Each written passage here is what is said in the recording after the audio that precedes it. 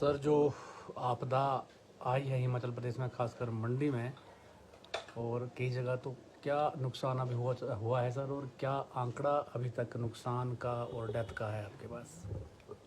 Deaths तो जो शुरू में जो फ्लैश फ्लड्स आए और जो लोग इन फ्लड्स में कई जगह बह गए, कई जगह दब गए, वो कुल मिला के जो है अभी तक टोटल जो है डेथ्स की जो संख्या है, खासकर मंडी वाले एरिया में, वही हमारा जो है अभी तक 21 अभी तक 20 की डेथ हुई है। और बाकी जो है मिसिंग में जो है आपके 28 मिसिंग है, वही अभी चल रहा है। सर, कितना नुकसान टोटल मिलाकर हिमाचल प्रदेश को हुआ है? कितनी सड़कें अभी बंद हैं? पानी बिजली की क्या स्थिति है?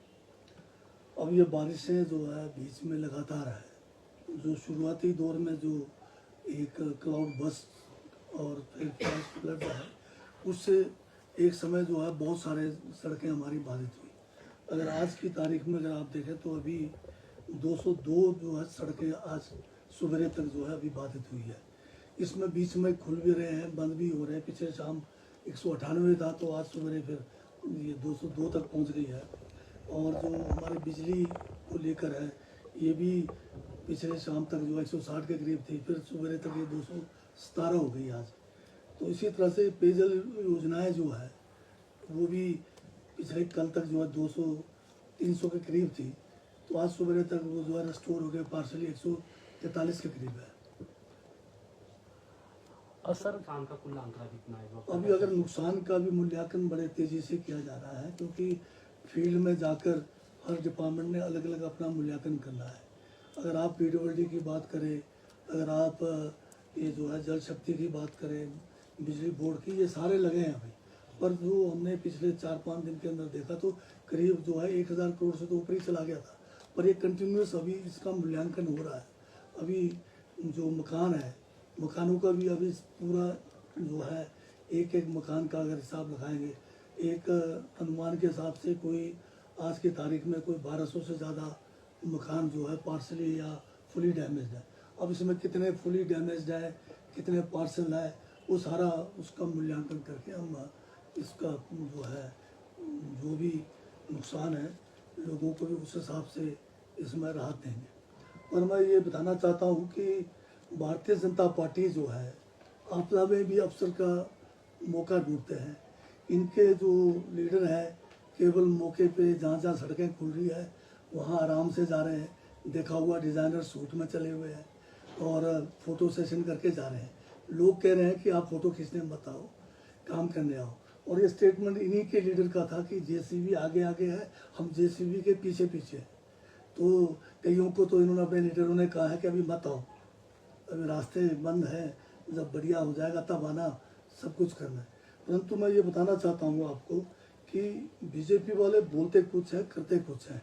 अब अगर आप जिस हिसाब से युद्ध स्तर पर, ये इसलिए नहीं कि वहाँ पर जयराम जी का इलाका पड़ता है, वहाँ की जनता की दिक्कतों को देखकर और जो वहाँ पर एक प्राकृतिक आपदा आई है उस कारण वहाँ पर युद्ध स्तर पे काम हो रहा है।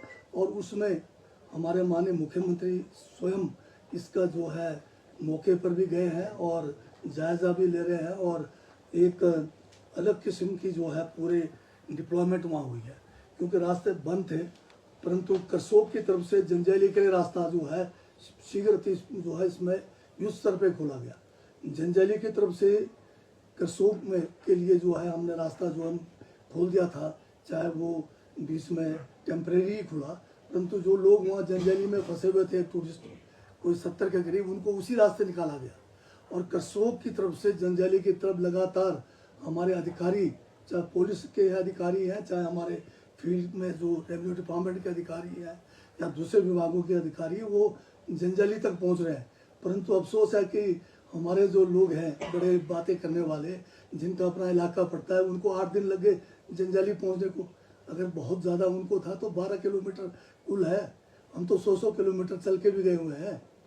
तो उधर ये कहना कि वहाँ कोई नहीं पहुँचा, बिल्कुल गलत बात है।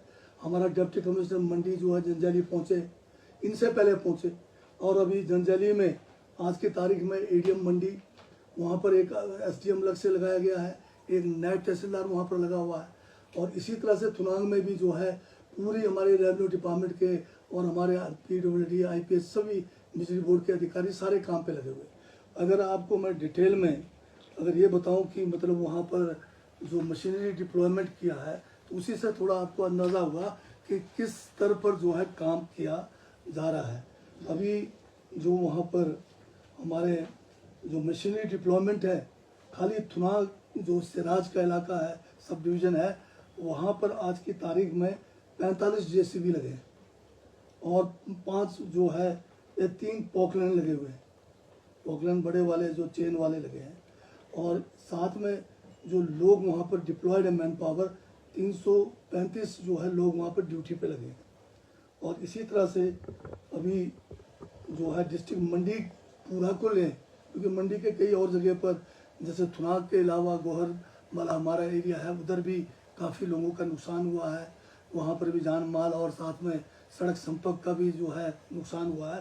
तो कुल मिला के मंडी डिस्ट्रिक्ट में 145 जो है 145 से बल्कि ये कहिए कि 169 अप्रोक्सीमेट है, इससे थोड़ा ऊपर नीचे भी हो सकता है, इतनी मशीनरी वहाँ डिप्लॉयड है सड़कों के ऊपर।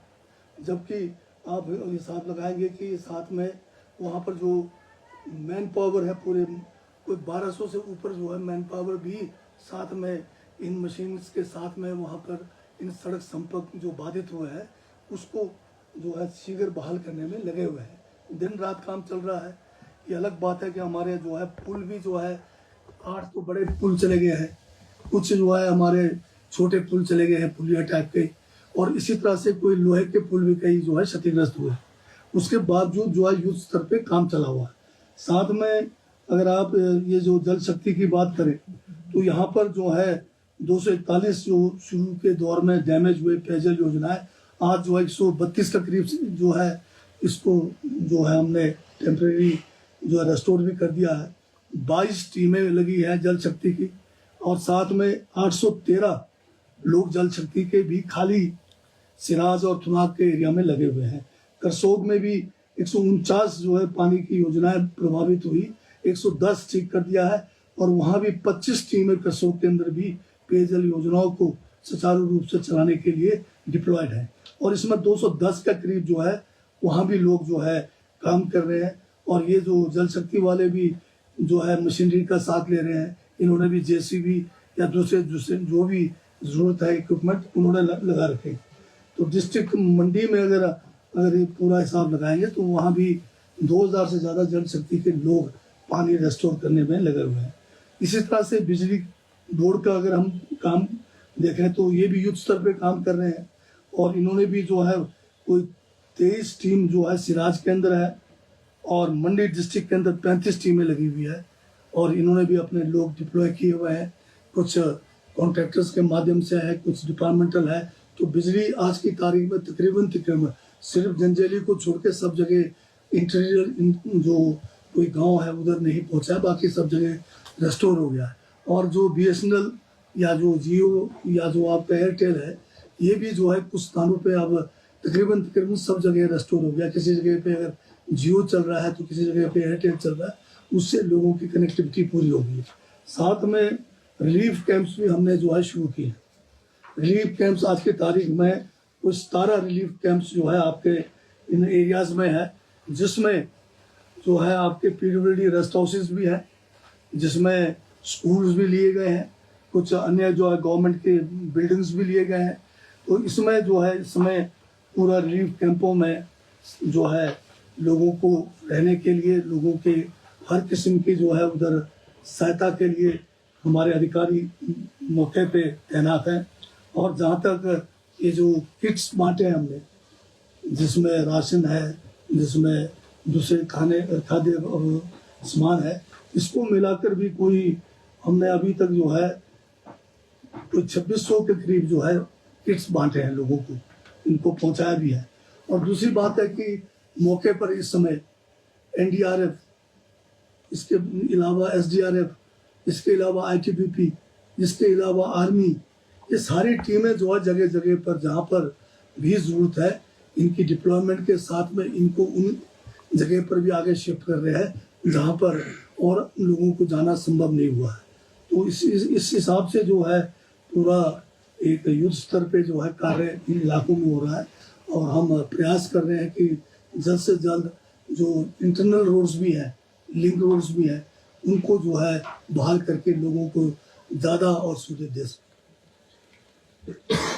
इसके अलावा एक विषय है जो बागवानी में एक बताया जा रहा है कि सेब में एक रहस्यमय बीमारी आई है, उसके लिए भी नॉन यूनिवर्सिटी को कुछ आदेश दिए गए हैं, तो अभी तक क्या स्टेटस है इसका? अब पता नहीं, बहुत सारी चीज़ें रहस्य में छुपा रहते हैं लोग। बरसात के समय में कई किस्म के वायरल जो है या फंगल डिसीज जो है किसी भी खाली सेब को नहीं है, बल्कि हमारे दूसरे एग्रीकल्चर जो हमारे चाहे मटर है, चाहे राजमा है, चाहे गोभी है, चाहे आपके वेजिटेबल्स सब में लगता है। तो इसमें कोई इतना ज़्यादा वो नहीं है, कोई भी उसके लिए जो है हॉर्टिकल्चर डिपार्टमेंट और हमारे जो सब जगह जगह पे डिपार्टमेंट के हमारे अधिकारी हैं, उनसे संपर्क करके, आप साथ में कृषि विज्ञान केंद्र भी है, तो उनसे भी हमारे को जो है सूचना मिलती है, और उनसे राय लेके हम किस किस्म के इंसेक्टिसाइड या किस किस्म के फंजीसाइड स्प्रे करने हैं वो किया जाता है।